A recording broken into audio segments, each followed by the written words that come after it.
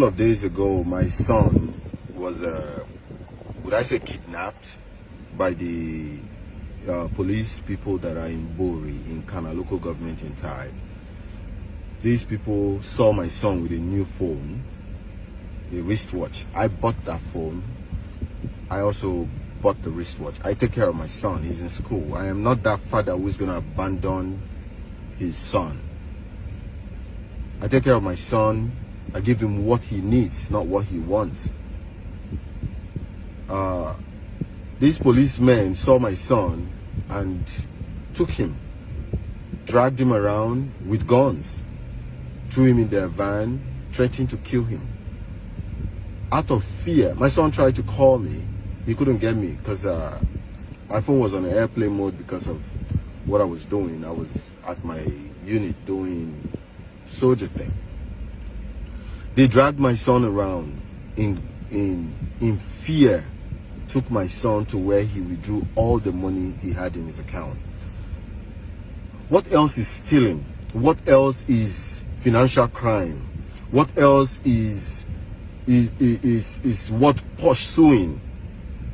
There might be police officers, but I think the EFCC needs to look at the police first.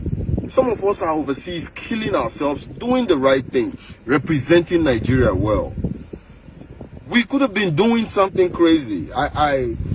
People doing the Yahoo 419, they don't have two heads. They're Nigerians like us. But we chose to do the right thing. We chose to be on the right path.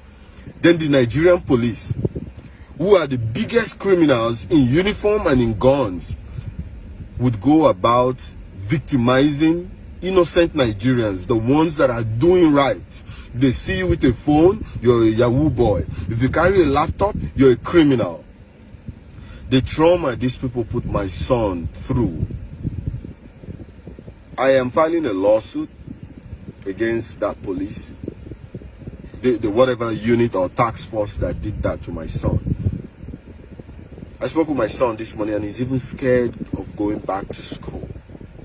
That is how bad this whole thing was. My son is 23.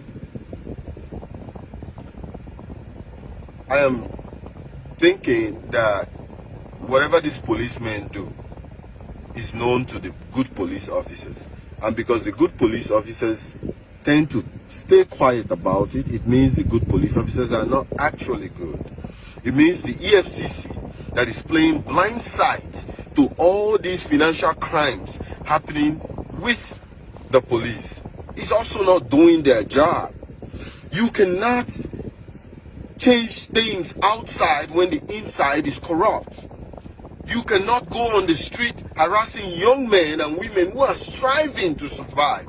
There are bad ones out there. There are very bad Nigerians, not just in Nigeria, everywhere in the world. There are good Nigerians as well. So why punish the good ones because some people are bad?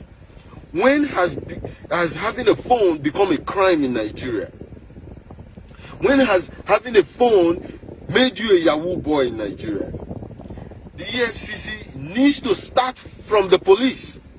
The EFCC needs to start from our politicians. How can a politician who all his life has never had an investment, never had a decent job, build a house of 200-400 million, and the EFCC is not investigating such people? But you go on the street, catching young men who are struggling to survive and make them criminals. My son did nothing wrong, virtually nothing wrong, but the Nigerian police turned my son into a victim of their own criminal minds because they are the thieves. So you empower thieves with guns, so what they do is go on the street to harass people. This is not going to fly.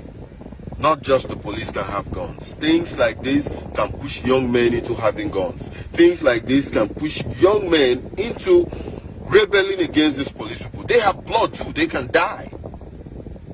So I don't understand what we are fighting in Nigeria.